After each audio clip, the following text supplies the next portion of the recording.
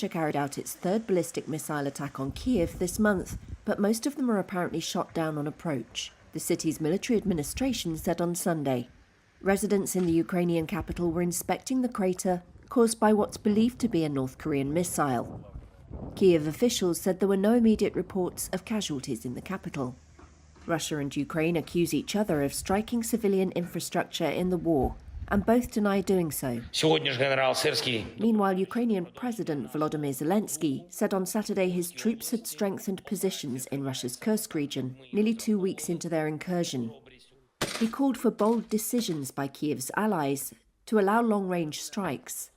These Ukrainian soldiers are conducting drills across the border from Kursk, where Ukraine says it has seized more than 80 settlements over 444 square miles since October 6th.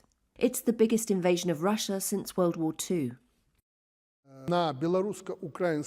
Against the backdrop of that incursion, Belarus's president, a staunch ally of Russia's Vladimir Putin, spoke of a tense standoff along his country's border with Ukraine on Sunday.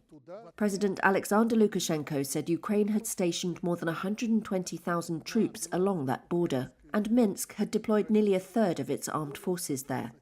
Russia denied a report that Ukraine's Kursk attack had derailed indirect talks with Kyiv on halting strikes on energy and power targets. A spokesperson for the Foreign Ministry denied those talks had been going on, saying no one broke anything off because there was nothing to break off. She was responding to a report in the Washington Post on Saturday that Ukraine and Russia were planning to send delegations to Qatar this month to negotiate a landmark agreement on halting strikes on critical civilian infrastructure. U.S. Secretary of State Antony Blinken landed in Tel Aviv Sunday, a visit aimed at intensifying diplomatic pressure to achieve a ceasefire in Gaza and end the bloodshed between Israel and Palestinian militant group Hamas. But just hours after he landed, Hamas raised doubts about the mission, accusing Israel of undermining his efforts. This is Blinken's 9th trip to the region since the war began in October. According to a senior State Department official, Blinken plans to meet with senior Israeli leaders, including Prime Minister Benjamin Netanyahu, on Monday, before continuing on to Egypt. Netanyahu addressed negotiations at the start of a cabinet meeting on Sunday, saying, "There are things we can be flexible on, and there are things that we cannot be flexible on, which we will insist on. We know how to distinguish between the two very well." His comments come as Israel is engaged in complex talks for the return of its hostages held in Gaza. A senior Biden administration official said the situation was now at an inflection point. The mediating countries, Qatar, the United States, and Egypt, have so far failed to narrow enough differences to reach an agreement in months of on-off negotiations. Meanwhile, violence continued unabated in Gaza on Sunday, as Israeli strikes killed at least 21 people, according to Palestinian. This campaign is about a recognition that, frankly, over the last several years, there's been this kind of perversion that has taken place, I think, which is to suggest that the measure of the strength of a leader is based on who you beat down, when what we know is the real and true measure of the strength of a leader is based on who you lift up. That's what we see as strength. We know what strength looks like. That's what strength looks like. Anybody who's about beating down other people is a coward.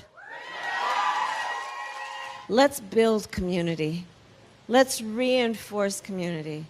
You all as volunteers, what you know, and we're going to spread the word, is how you can look at the face of a perfect stranger and see in their face a neighbor. That we see in each other our connection, our interdependence, what we see in each other, which fortifies and reinforces that the vast majority of us have so much more in common than what separates us. That's what this campaign is about. Yes, it is about winning, and we will win. And we will win.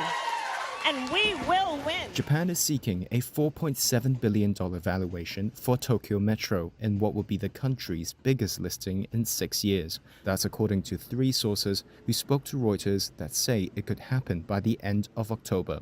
Tokyo Metro is the larger of the city's 2 subway operators and a major piece of its vast rail network. Its history stretches back over a century. It opened Japan's first subway line in 1927 between Ueno and Asakusa, now a popular tourist spot. The national government and the city jointly own 100% of the operator. A source said they plan to arrange a meeting of brokerages within a week for a briefing on the IPO, and the governments expect to receive approval for the listing as soon as mid-September.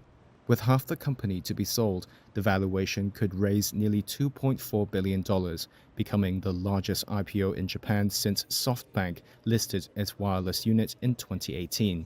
The central government plans to use the funds raised from selling its half to repay reconstruction bonds issued following the 2011 earthquake and tsunami.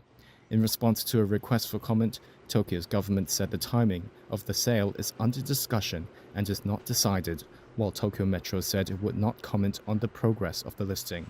Japan's Seven & I said Monday it has received a preliminary takeover offer. The bid for the 7-Eleven owner comes from Canada's Alimentation Couche-Tard. The update sent shares of the Tokyo-listed company surging almost 23% and valued 7 & I at around $38 billion. Couche-Tard operates Circle K convenience stores and is valued at around $58 billion. 7 & I said it has formed a special committee to review the proposal. It added no decision has been made by either that committee or its board of directors.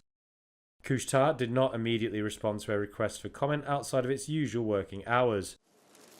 A source close to the deal said talks are at a very early stage. A buyout of 7 & I would be the biggest purchase of a Japanese company by an overseas firm. One analyst said it shows investors have become more attracted to the country's once ignored assets.